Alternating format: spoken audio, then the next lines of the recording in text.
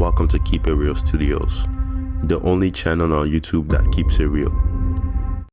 On November 16th, 2024, Jon Jones will be defending his heavyweight championship against Stipe Miocic in the Madison Square Garden. Overall, this is going to be a fantastic fight. It's a fight I'm looking forward to. I believe every Jon Jones fight is always a spectacle and something to witness. Before I even get into the importance of just today's video, I just want to talk to you a little bit about UFC 309 as a whole, because I do believe there's a lot of good fighters on this card and a lot of impressive fights that are going to go down. I just think it's going to be a good card. And I believe Michael Chandler and Charles Oliveira is kind of like the people's main event. I just believe there's going to be a lot of great fights, a lot of good things to look forward to for UFC 309. Now, just getting into the main topic of today's video. Just this fight being in-house between Jon Jones and Stipe Miocic, there's just been a lot of controversy. And one of the biggest controversies is that Jon Jones should be going up against the interim champion, Tom Aspinall.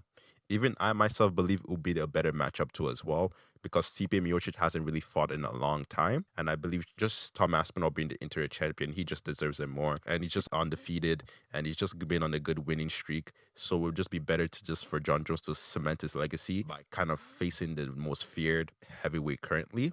But overall, I feel like one big picture that a lot of people are forgetting between this whole situation going on in heavyweight division is Stipe Miocic could still end up beating Jon Jones. For the Jon Jones and Stipe Miocic fight, there's a lot of factors going into this fight. Number one, you have a lot of fans wishing it was Tom Aspinall. Number two, we have a lot of people saying that Dana White is glazing Jon Jones a little bit too much. Jon Jones is absolutely positively the pound-for-pound best fighter in the world. Probably the greatest fighter of all time in any sport.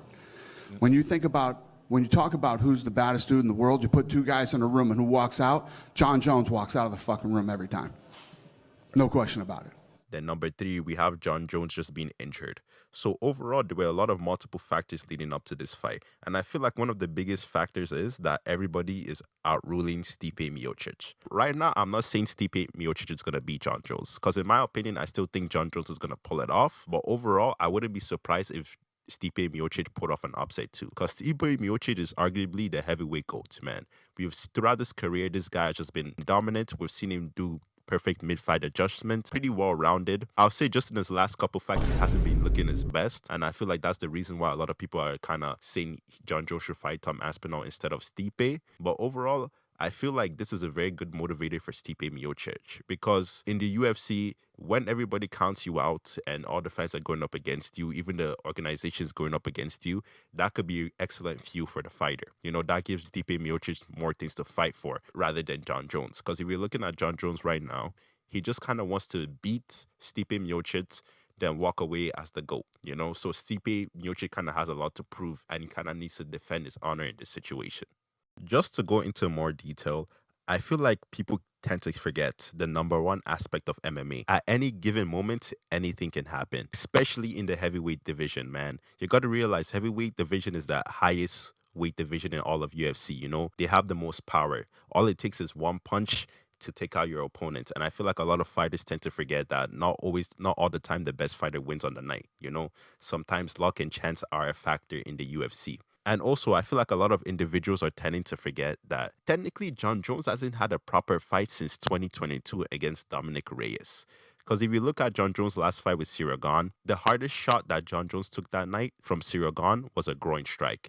You know, Jon Jones eventually submitted him 2 minutes into the first round. So technically, Jon Jones hasn't really had a proper fight in years. And his last proper fight was with Dominic Reyes. And that's a fight that a lot of people believe he lost to this day. So obviously, Jon Jones, he hasn't really settled back into the octagon correctly, you know? I'm not saying it's his fault or anything that he got Ciryl Gane out of there, but he still hasn't had a proper fight in a long time. I could still say the same thing for Stipe too as well, because I'll say his last fight was more of a fight, but he did get knocked out by Francis Ngannou.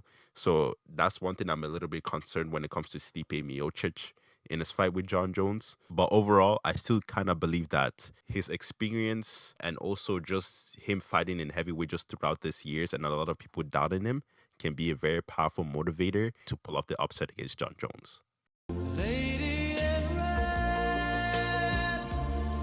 Overall, those are just my thoughts on this John Jones versus Stipe Miocic being booked for UFC 309. Just looking into this fight, I feel like a lot of people are just underestimating Stipe Miocic. They're underestimating the experience, his skill level. I know he hasn't been looking the best in his last couple of performances, and he hasn't really fought in a long time, and he is getting older. But I feel like some of those points could also apply to John Jones. So that's why I'm just a little bit confused on why a lot of people are underestimating Stipe Miocic and kind of counting him out. I still do believe that John Jones will win in the end, but I still believe that Stipe Miocic has a very high chance leading up to this fight. But that's just it for my video today.